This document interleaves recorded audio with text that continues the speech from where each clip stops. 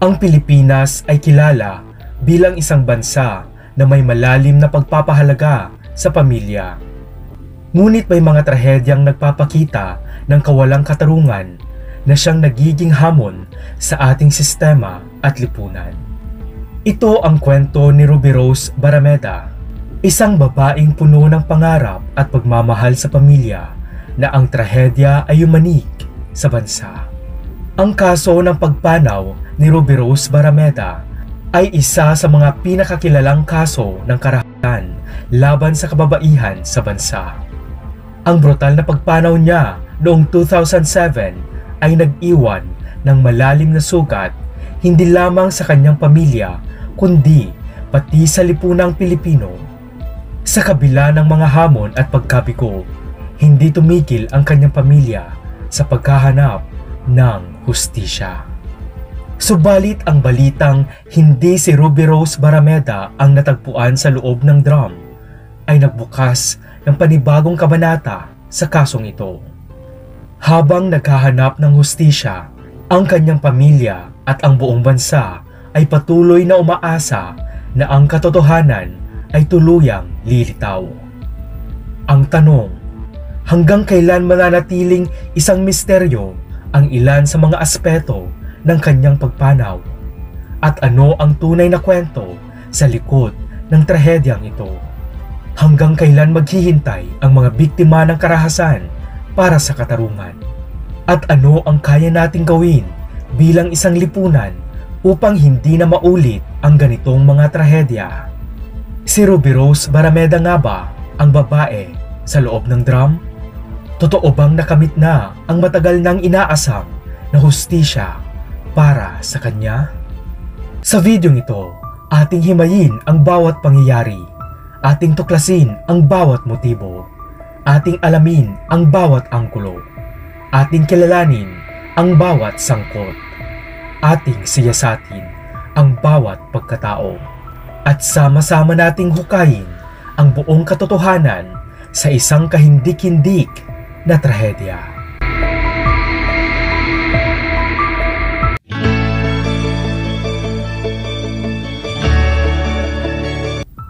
Si Ruby Rose Barameda ay isinilang noong August 14, 1980 sa isang masayahing pamilya at kilala din siya bilang nakababatang kapatid ng aktres at dating beauty queen na si Rochelle Barameda.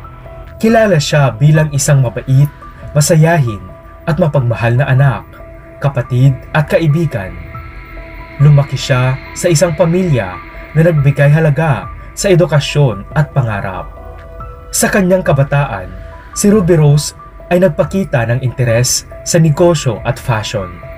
Siya ay nag-aral at nangarap na magkaroon ng isang masayang pamilya.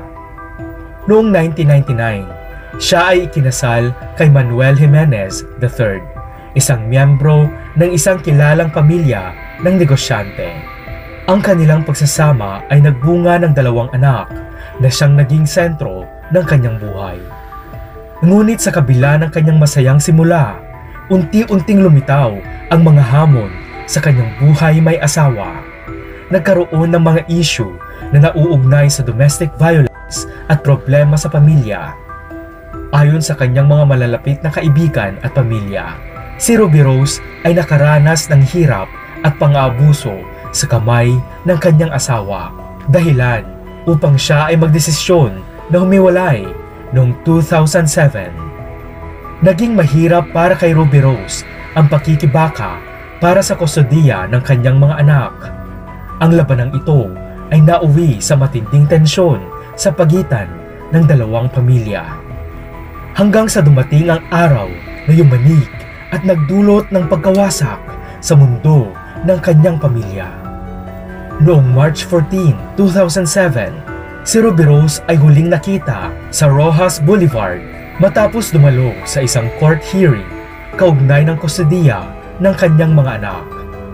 Pagkatapos nito, tuluyan na siyang nawala, dahilan upang mag-alala ang kanyang pamilya. Narito ang detalyadong mga pangyayari kay Ruby Rose Barameda bago siya tuluyang naglaho na parang bula. March 12, 2007. 2 araw bago siya mawala, si Ruby Rose Barameda ay abala sa paghahanda para sa kanyang nalalapit na court hearing. Ang kasong ito ay kaugnay nga sa kanyang laban para sa kustodiya ng kanyang 2 anak.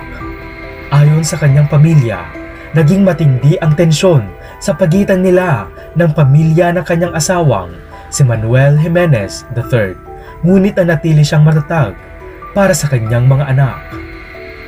March 13, 2007.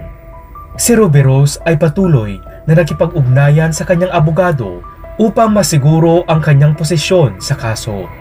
Sa araw na ito, ipinahayag niya ang kanyang takot at pangamba sa maaring mangyari dahil sa mga banta mula sa pamilya ng kanyang asawa. Gayunpaman, siya ay nagdesisyon na ipaglaban ang hustisya at ang kanyang karapatan bilang ina. March 14, 2007. Araw ng pagkawala. Alas 8 ng umaga, si Ruby Rose ay nagpunta sa korte para sa isang hearing tungkol sa kustodiya ng kanyang mga anak. Matapos ang pagdinig, ayon sa kanyang mga kaibigan, plano niyang makipagkita sa ilang mga kakilala upang pag-usapan ang mga susunod na hakbang sa kanyang kaso.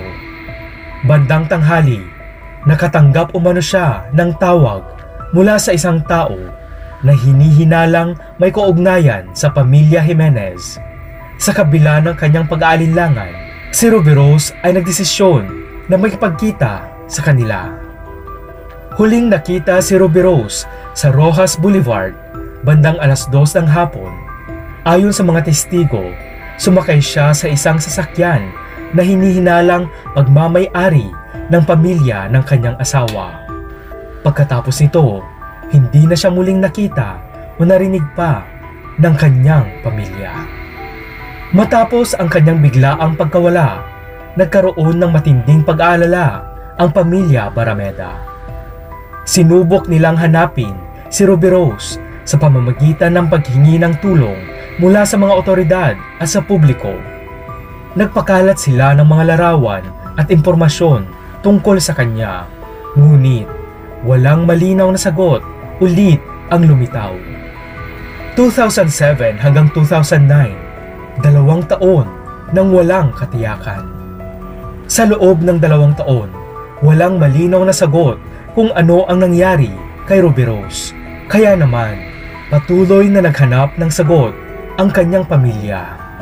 Lumapit sila sa media upang mapabilis ang investigasyon at mabigyan ng atensyon ang kaso. Gayunpaman, tila nagiging mabagal ang pag-usad ng investigasyon. Ang pamilya ay naniniwala na mayroong mga makapangyarihang tao na humaharang sa paghahanap ng hustisya. Subalit noong June 2009, makalipas ang 2 taon, isang mahalagang breakthrough ang nangyari. Isang testigo na nagngangalang Manuel Montero ang lumapit sa mga otoridad at inilahad ang karumal-dumal na detalye ng krimen. June 10, 2009, natagpuan ang katawan ni Ruby Rose sa isang bariles na nakaloob sa Navotas Fishport.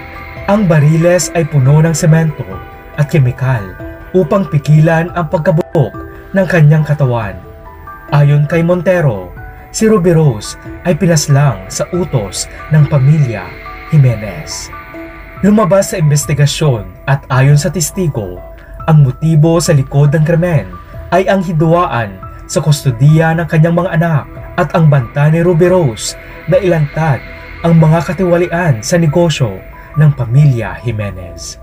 Dagdag pa ng testigo na natatakot din umano ang pamilya Jimenez na si Ruby Rose ay maglabas ng mga sensitibong impormasyon tungkol sa kanilang negosyo. Sinasabi ng ilan na si Ruby Rose ay may alam ng mga sensitibong impormasyon tungkol sa mga ilegal na gawain ng pamilya Jimenez. Kabilang dito ang umano'y money laundering, smuggling o iba pang ilegal na aktibidad na maaring makaapekto sa reputasyon at negosyo ng pamilya. Ang kanyang banta na ilabas ang impormasyon ay pinaniniwalaang nag-udyok sa pamilya Jimenez na gawin ang malakim na krimen upang patahimikin siya. Ang malupit na paraan ng kanyang pagkapatay ay tila nagpapakita ng intensyon hindi lamang na patayin siya, kundi upang burahin ang anumang ebidensyang maaring magamit laban sa kanila. Isa nga sa mga testigo, si Manuel Montero, ang nagturo sa lokasyon ng katawan ng biktima. Ang mga labi niya ay kinilala gamit ang forensic analysis. Ang pagkadiskubre sa katawan ni Ruby Rose ay nagbukas ng isang masalimuot na kaso na nagsiwalat ng karumal-dumal na krimen. Ang testigo na si Montero ay naglahad din ng pangalan ng mga taong sangkot sa krimen, kabilang ang biyenan ni Ruby Rose na si Manuel Jimenez Jr. at iba pang kasabwat. Ang kaso ng pagkamatay ni Ruby Rose Barameda ay hindi lamang nagbigay linaw sa mga madilim na bahagi ng kanyang buhay, kundi nagbukas din ng mga matitinding akusasyon laban sa mga taong may kapangyarihan at impluwensya. Narito ang detalyadong impormasyon tungkol sa mga pangunahing sospek sa kanyang karumal-dumal na pagpanaw. Manuel Jimenez Jr., biyenan ni Ruby Rose. Si Manuel Jimenez Jr. ay ang ama ni Manuel Jimenez III, ang asawa ni Ruby Rose. Isa siyang prominenteng negosyante sa Navotas at kilalang may-ari ng negosyo na nauugnay sa fishing industry. Si Jimenez Jr. ang sinasabing utak sa likod ng pagpatay kay Ruby Rose. Manuel Jimenez III, asawa ni Ruby Rose. Si Manuel Jimenez III ay isang negosyante at miyembro ng kilalang pamilya Jimenez. Ang kanilang relasyon ni Ruby Rose ay nauwi sa hiwalayan matapos ang mga ulat ng domestic violence at personal na hidwaan. Bagamat hindi siya direktang itinuro bilang utak ng krimen, si Manuel III ay bahagi ng tensyon na nag-ugat sa hidwaan ng kustodiya ng kanilang dalawang anak. Ang hindi magandang relasyon ng mag-asawa kasama na ang mga akusasyon ng pananakit ay nag-ambag sa sitwasyong nauwi sa trahedya. Itinuturing ng pamilya ni Ruby Rose na may alam si Manuel III, ngunit hindi ito agad na umamin o tumulong sa investigasyon. Lope Jimenez. Si Lope Jimenez ang may-ari ng Buena Suerte Jimenez Fishing and Trading Corp kung saan naganap ang nasabing krimen. Inakusahan ng testigong si Manuel Montero si Lope Jimenez, kapatid ng biyenan ng biktima, na nagbigay sa kanila ng 50,000 pesos para isakatuparan nila ang pagkitil sa buhay ni Ruby Rose.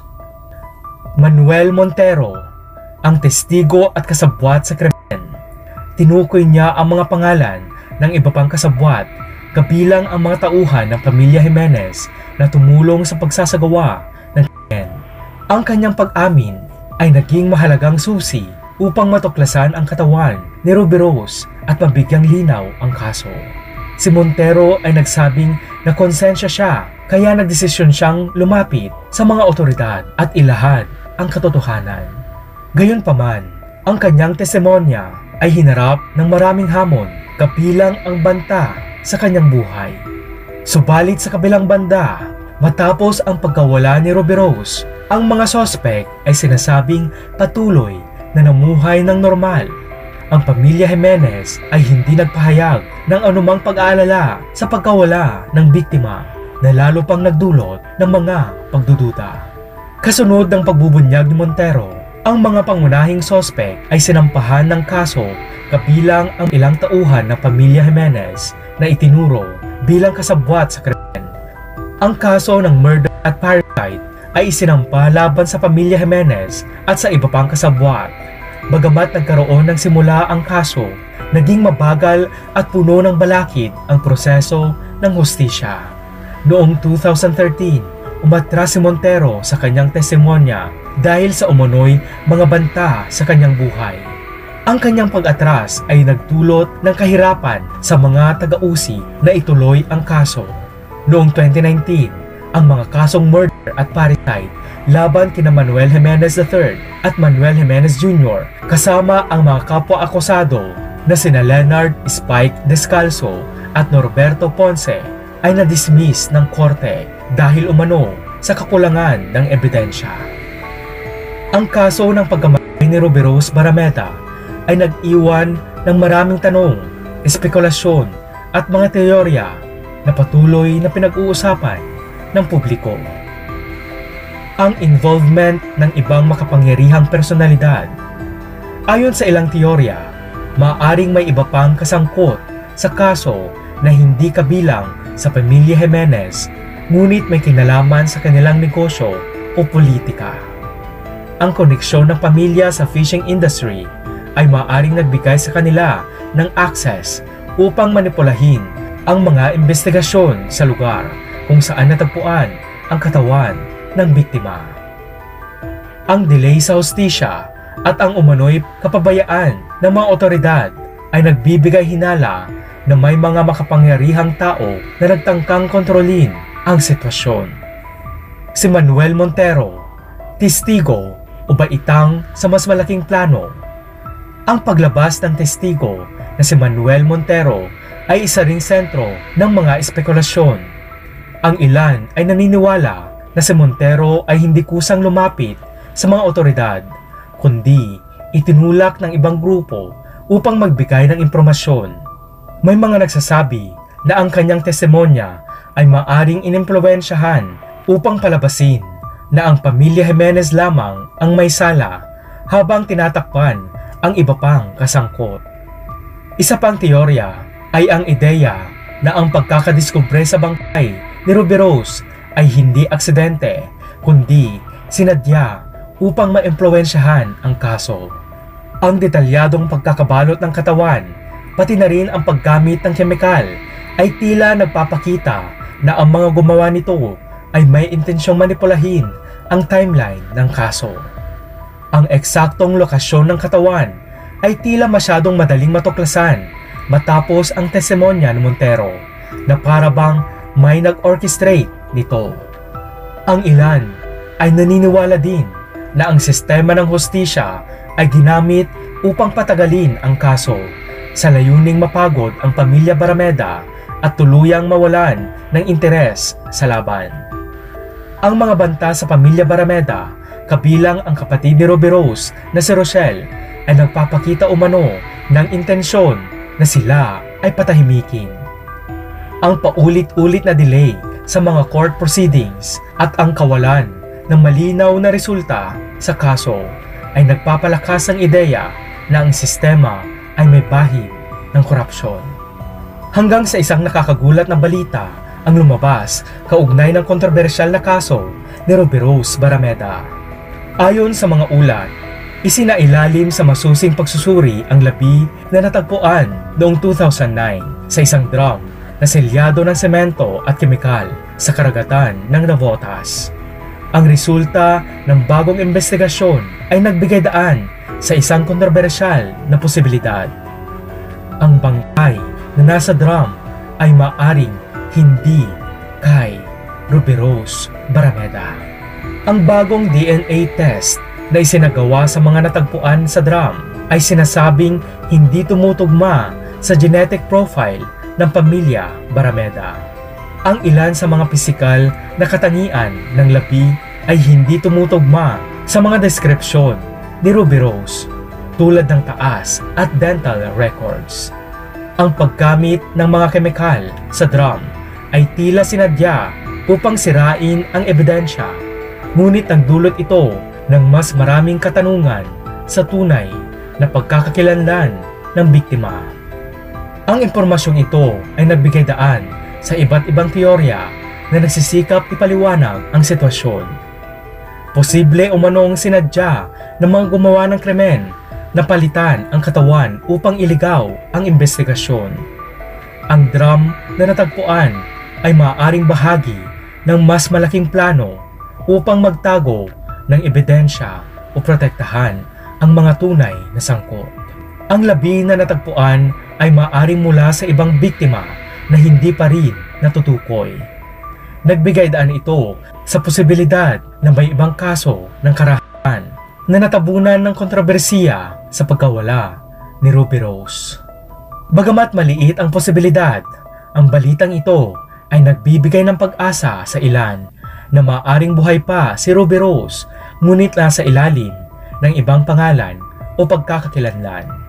At dahil sa lumabas na bagong impormasyon, agad na inatasan ng Department of Justice at Philippine National Police ang mas malalim na investigasyon.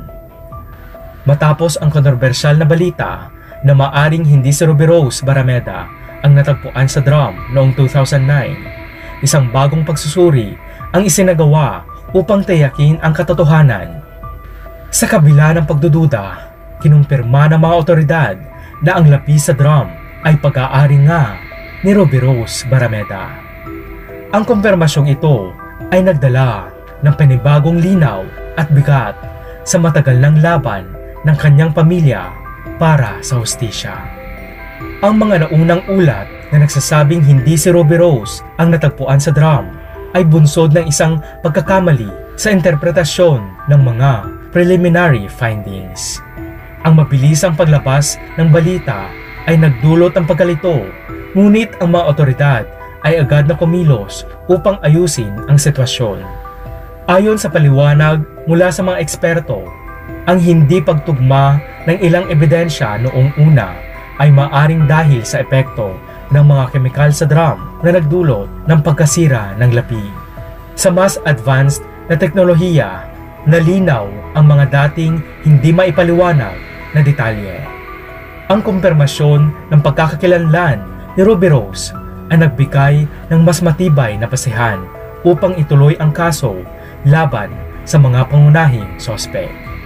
Samantala, noong January 10, 2025, isang mahalagang pag-unlad ang naganap sa halos 18 taong kaso ng pagpaslang kay Ruby Rose Barameda. Ang pangunahing sospek, si Lope Jimenez, isang kilalang negosyante sa industriya ng pangingisda at tiyuhin ng asawa ni Ruby Rose, ay naaresto ng mga otoridad. Kaugnay ng balitang ito, noong January 5, 2025, naiulat ang pagkawala ng negosyanteng si William Pascaran Sr. sa Quezon City. Sa pagsisiyasat, 2 sospek ang naaresto at umamin sa pagdukot at pagpaslang kay Pascaran. Itinuro nila ang isang taong kilala bilang James Paul Dwight bilang utak ng krimen.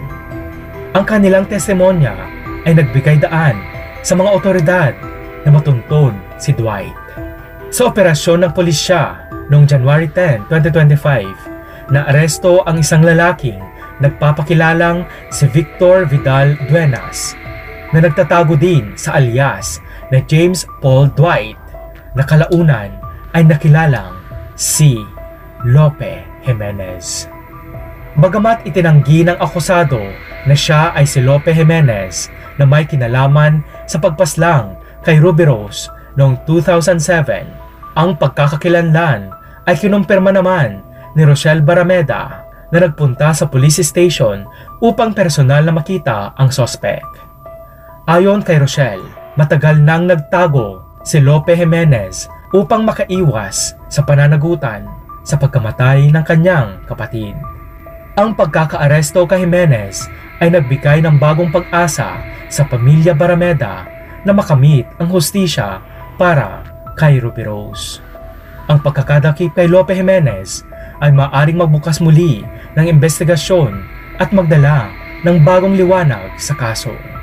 Inaasahan na ang mga otoridad ay magsasagawa ng masusing investigasyon kasunod ng pagkakaaresto kay Jimenez. Ang mga bagong ebidensya at testimonya ay maaaring magbigay daan sa muling pagbubukas ng kaso at sa posibleng pag-usig sa mga responsable sa pagkamatay ni Ruby Rose Barameda. Ang pagkakaaresto kay Lope Jimenez ay isang mahalagang hakbang tungo sa pagkamit ng hustisya. Bagaman matagal ang naging proseso, ang pangyayaring ito ay nagpapakita na ang pagsusumikap at determinasyon ng pamilya at ng mga otoridad ay maaaring magbunga ng positibong resulta. Ang kaso ni Ruby Rose ay patuloy na magsisilbing paalala sa kahalagahan ng hustisya at katotohanan sa ating lipunan. Sa kabila ng mga hamon, ang laban para sa hustisya at katotohanan ay nagpapaalala na ang bawat biktima ng karahasan ay nararapat mabigyan ng tamang pagkilala at ang mga nasa likod ng krimen ay dapat mapanagot sa ilalim ng batas.